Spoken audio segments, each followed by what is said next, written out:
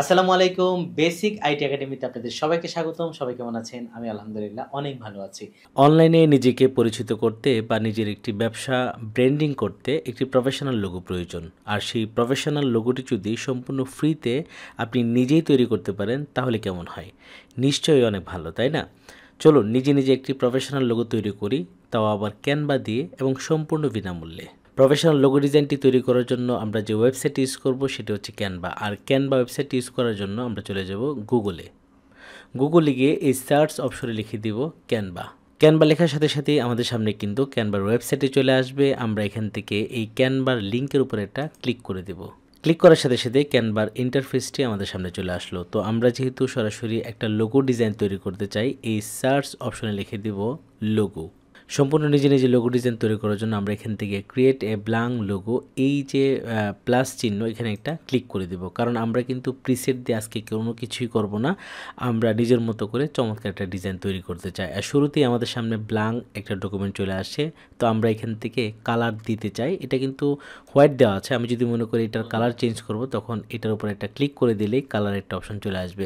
এই যে background colour, আমি এখানের মধ্যে একটা ক্লিক করে দিলাম এবং এখানে আসলে অনেকগুলো কালার দেওয়া আছে। আমি যদি মনে করি এখান থেকে আমার মতো করে একটা কালার নেব, তখন এই যে এখানে প্লাস চিহ্ন রয়েছে অ্যাড এ নিউ কালার, এখানে একটা ক্লিক করে দেব। ক্লিক করে দেওয়ার পর এখান থেকে আমি যে কালার দিতে চাই সেই কালার কিন্তু এখান থেকে আমি সেট করে দিতে পারবো। এখানে হচ্ছে কালারের যে অপশনগুলো এবং নিচে আমরা কোন কালারটা চুজ করব সেটা এখান থেকে চুজ করে দেব। ঠিক আছে, তো আমি এখান থেকে আসলে যে কালারটা নিতে চাই সেটা হচ্ছে নেভি ব্লু টাইপের। তো এখান থেকে সিলেক্ট করার পর এই কালারটা আমি চুজ করে দিলাম। ব্যাকগ্রাউন্ডের কালার দেওয়া শেষ। এখন আমরা কিছু এলিমেন্ট নিয়ে আসবো যেগুলোর মাধ্যমে আসলে একটা লোগো তৈরি হবে। আর আজকে আমরা যে লোগোটা তৈরি করব সেটা হচ্ছে অনলাইন শপিং কোনো একটা পেজের জন্য, কোনো একটা ওয়েবসাইটের জন্য, অথবা নিজের একটা ব্র্যান্ডিংয়ের জন্য অনলাইন শপিংয়ের উপরে।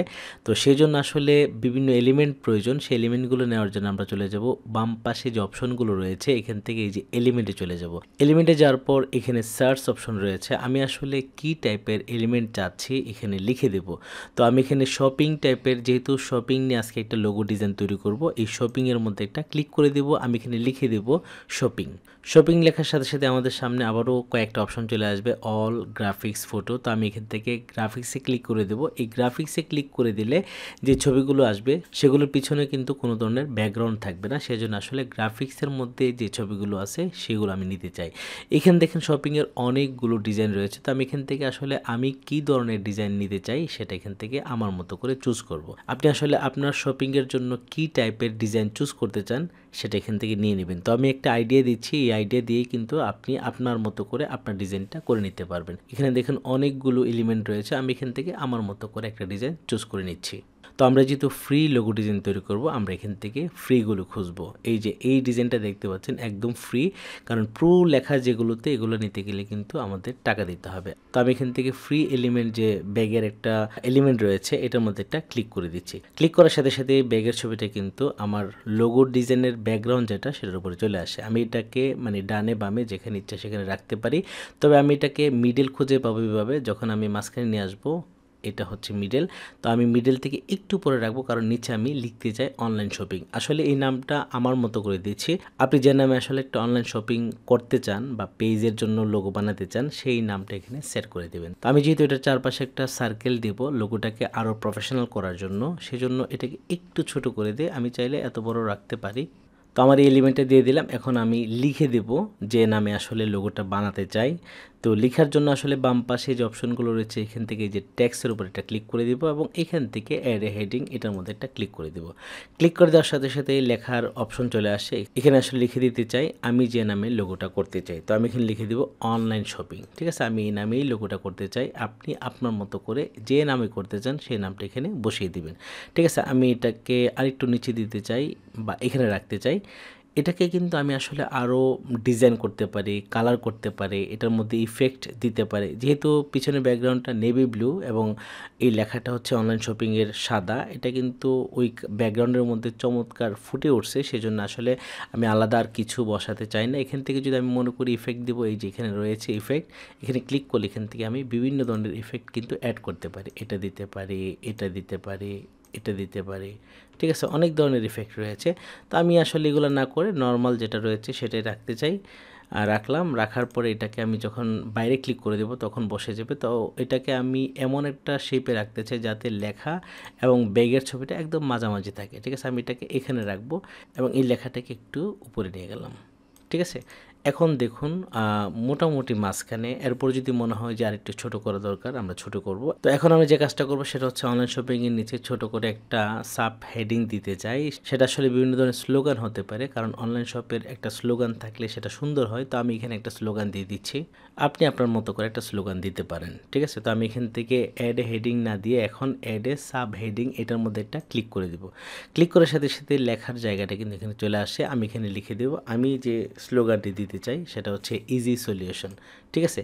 তো এটা আসলে উপরে লেখার সাথে ডিজাইনটি কিন্তু একদম মিলে গেল। আর এখানে মাঝখানে বসানোর জন্য এই যে কীভাবে বুঝবো, যখন আমি টান দিয়ে ধরে এই পাশে পাশ করবো তখন কিন্তু কোনটা আসলে মাঝ বরাবর সেটা কিন্তু আমি সহজে বুঝতে পারবো। তো এখন আসলে যে বিষয়টা হচ্ছে, মানে অনলাইন শপিংয়ের সাথে ইজি সলিউশন লেখাটা যদি একই ডিজাইনের হয় তখন আসলে একটু বেশি হয়ে যাচ্ছে। তো আমি চাই যে ইজি সলিউশন যেটা বা যেটা হচ্ছে আমার স্লোগান সেটাকে একটু কম করে দিতে, ডিজাইনটাকে বা একটু নর্মাল করে দিতে। সেটা করার জন্য আমি যখন এই লেখাটাকে সিলেক্ট করে দিব উপর থেকে আসলে আমি শুরুতেই বোল্ড যে অপশনটা সেটা বাদ দিতে চাই, তখন কিন্তু এটা একটু নর্মাল হয়ে গেল ইজি সলিউশন। দেখেন এখন কিন্তু ওই লেখাটার সাথে মিল নেই। আরেকটা করতে পারি, এই ইজি সলিউশনের ট্রান্সপারেন্সিটা আমি একটু কমাই দিতে পারি, মানে এটা যেভাবে লাইট হয়ে আছে এটাকে একটু কম করে দেওয়ার জন্য এই লেখাটা সিলেক্ট থাকা অবস্থা উপরে চলে যাবো এবং এখানে দেখেন ট্রান্সপারেন্সি একটা অপশন রয়েছে, এখানে ক্লিক করে দিব এবং এটা 100% দেওয়া আছে। আমি যদি এখান থেকে একটু কম করে দিই, এটা 70 অথবা এটা দিয়ে রাখলাম, ঠিক আছে। ওকে, এখন দেখুন লেখাটা আছে কিন্তু এটার লাইটটা কম হয়ে গেল। এটার যে ট্রান্সপারেন্সিটা কম করার কারণে এটা কিন্তু এখন আরও বেশি সুন্দর লাগতেছে। চাইলে আমি এটাকে আরেকটু ছোট করে দিতে পারি। আমি চাইলে একটু ছোট করে দিই এবং এটাকে মাঝখানে দিয়ে দিলাম, ঠিক আছে। এখন দেখুন এটা কিন্তু অনেক বেশি সুন্দর লাগতেছে, অনলাইন শপিং ইজি সলিউশন। তো আমার লোগো কিন্তু মোটামুটি শেষ। তারপরে যদি মনে করি এইটাকে আমি আরেকটু প্রফেশনাল করব তখন কিন্তু চাইলে করতে পারি। সেটা হচ্ছে এই যে এলিমেন্টগুলো বসালাম এটার চতুর্পাশে যদি আমি একটা রাউন্ড একটা সার্কেল দিয়ে দিই তখন কিন্তু এটা আরেকটু প্রফেশনাল হবে এবং এটা একদম লোগো একটা ভাব চলে আসবে, ঠিক আছে। এখনও কিন্তু লোগো, তারপরে এটাকে আমরা আরেকটু প্রফেশনাল করতে চাই। আর সেটা করার জন্য আমি চলে যাব এলিমেন্টে, কারণ প্রত্যেকটা এলিমেন্ট আপনি এই এলিমেন্ট থেকে নিতে হবে। এখানে আসার পর আমি এই সার্চ অপশনে লিখে দেব লোগো।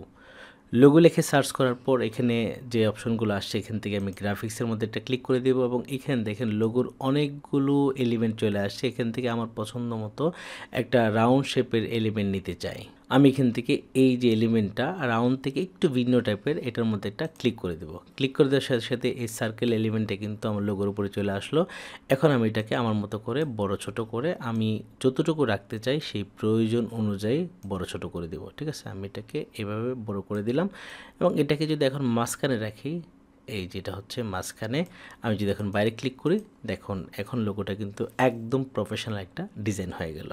আমার লোগোর কাজ শেষ। এখন আমি এটাকে ডাউনলোড করতে চাই। ডাউনলোড করার জন্য এখান থেকে আমি এই শেয়ার অপশানে চলে যাব এবং এখান থেকে ডাউনলোড অপশানের মধ্যে একটা ক্লিক করে দেব এবং এখান থেকে ডাউনলোড অপশানে আরেকটা ক্লিক করে দেব।